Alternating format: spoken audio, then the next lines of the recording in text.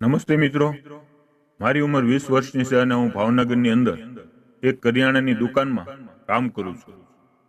મારી ઊંચાઈ વધારે નથી, પણ હું ખૂબ જ સુંદર છું. મને જોનારા મને જોતા જ રહી જાય છે.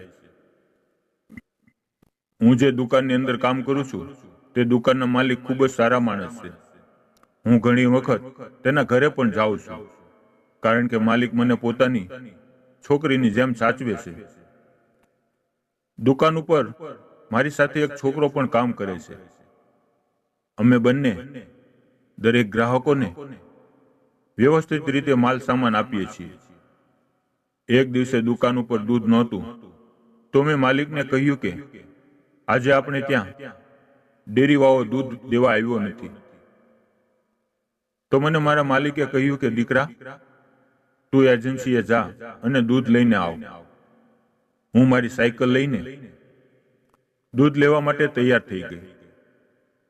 તે એજન્સી મારી દુકાનથી 2 કિલોમીટર દૂર હતી, એટલે હું સાયકલ ચલાવીને ત્યાં જતી હતી. એજન્સીએ પહોંચીને મેં કહ્યું કે આજે તમે મારી દુકાને દૂધની સપ્લાય કેમ નથી કરી? ત્યાં બેઠેલો માણસ રંગીન સ્વભાવનો હતો. તેણે મારી સામે જોયું અને બોલ્યો, તમારી પાસે ક્યાં દૂધની તાણ છે? હું સમજી ગઈ કે તે અલગ જ બોલી રહ્યો હતો, પરંતુ મેં તેને ઇગ્નોર કર્યો અને કહ્યું કે તમે મને જલ્દી દૂધ આપી દો.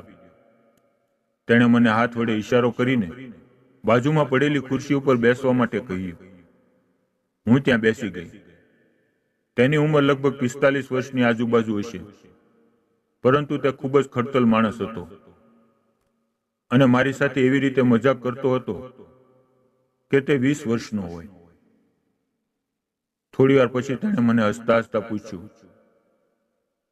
કે તને કેટલો પગાર આપે છે? મેં કહ્યું, મને કેટલો પગાર આપે છે એનું તમારે શું કામ છે? મિત્રો, તમને જણાવી દઉં કે હું સીધી વાત ઉપર વાત કરવા વાળી છોકરી છું અને હું કોઈને પણ તરત જ જવાબ આપી દઉં છું, એટલે બધા મને ચુલબુલી માનતા હતા. તેણે મને ફરીવાર પૂછ્યું, એક વખત મને જણાવતો ખરી કે તને કેટલો પગાર આપે છે? મારે પણ તારા જેવી એક છોકરીની જરૂર છે જે મારી દુકાન ઉપર કામ કરી શકે. મેં કહ્યું, મને મહિનાના 9,000 રૂપિયા પગાર આપે છે. તે હસવા લાગ્યો અને તેણે મારી તરફ જોયું અને તે પોતાની ખુરશી ઉપરથી ઊભો થઈને મારી પાસે આવીને બેસી ગયો અને તે બોલ્યો, હું તને 20,000 રૂપિયા આપવા તૈયાર છું. એક દિવસ માટે મારી પાસે કામ કરી લે. મને શેઠે જે કહ્યું તેની વાત હું સમજી રહી હતી, છતાં મેં કહ્યું, બીજી વાર બોલો તો. તમે શું કહો છો? તે જ વાત તેણે મને ફરીવાર કહી. હું વિચારી રહી હતી કે 20,000 રૂપિયા બહુ મોટી રકમ છે. આમ પણ હું અત્યારે અહીંયા 1 કલાક માટે આવી છું. હું ઊભી થઈ અને તેની પાસે સાવ નજીક જઈને બેસી ગઈ. મેં તેના પગ ઉપર મારો હાથ રાખીને કહ્યું, શેઠજી, હું 20,000 રૂપિયા માટે કંઈ પણ કરવા તૈયાર છું. તેની આંખો ઊંચી થઈ ગઈ અને તે બોલ્યો, શું વાત કરો છો? મેં તેને કહ્યું, હું મજાક નથી કરતી. 20,000 રૂપિયા મારી માટે મોટી રકમ છે અને હું તેની માટે કાંઈ પણ કરવા તૈયાર છું. શેઠ સમજી ગયા કે આ ચુલબુલી થોડી ચાલુ ગાડી પણ લાગે છે. તેણે પોતાનો હાથ મારી ગરદન પાસે રાખ્યો અને કહ્યું, 10 મિનિટ રાહ જો, હું તને બતાવું છું. અત્યારે લગભગ બપોરનો 1 વાગી રહ્યો હતો. તેણે મને મારી દુકાને લઈ જઈ પેક કરી દીધું અને મને કહ્યું, અંદર સાથે બેસીને ઠંડુ શરબત પીએ. મને તરસ પણ લાગી રહી હતી. તે મને દુકાનની પાછળ લઈ ગયા, જ્યાં દૂધનો સ્ટોક રાખેલો હતો અને આરામ કરવા માટે એક ચારપાઈ પણ હતી. તેણે મને ચારપાઈ ઉપર બેસવા માટે ઈશારો કર્યો. મેં કહ્યું, ત્યાં શા માટે? તો તેણે મને કહ્યું, તારે 20,000 રૂપિયા તો જોવે છે ને? મેં મારું માથું હલાવ્યું અને હું તેની ઉપર બેસી ગઈ. 2 મિનિટ પછી શેઠજી કોલ્ડ્રિંક્સના ગ્લાસ લઈને આવ્યા અને એક ગ્લાસ મને આપ્યો અને એક તે પીવા લાગ્યા. હું હસતા હસતા શરબત પી રહી હતી અને તે મારા શરીરને એક નજરે જોઈ રહ્યા હતા. 1 મિનિટ પછી અમારા બંનેના ગ્લાસ ખાલી થઈ ગયા. મને ચક્કર આવવા લાગ્યા. મને લાગ્યું કે તેણે શરબતમાં નશાની દવા મેળવેલી હતી. ધીમે ધીમે મને નીંદર આવવા લાગી. જ્યારે 15 મિનિટ પછી હું ઊભી થઈ તો મેં જોયું કે મારા કપડાં અસ્તવ્યસ્ત હતા અને મારા પગમાં ખૂબ જ દુખાવો થઈ રહ્યો હતો. મારું શરીર એકદમ તૂટી રહ્યું હતું અને શેઠજી નહોતા. તે બાજુની દુકાન ઉપર હતા. હું ત્યાં ગઈ અને બોલી, શેઠજી, તમે મારી સાથે શું કર્યું છે? તે થોડા હસ્યા. હું સમજી ગઈ કે તેણે મને એક દર્દ આપ્યું છે. તે બોલ્યા, આને પ્રેમ નહીં પણ મજા કહેવાય. તારે 20,000 રૂપિયા જોતા હતા.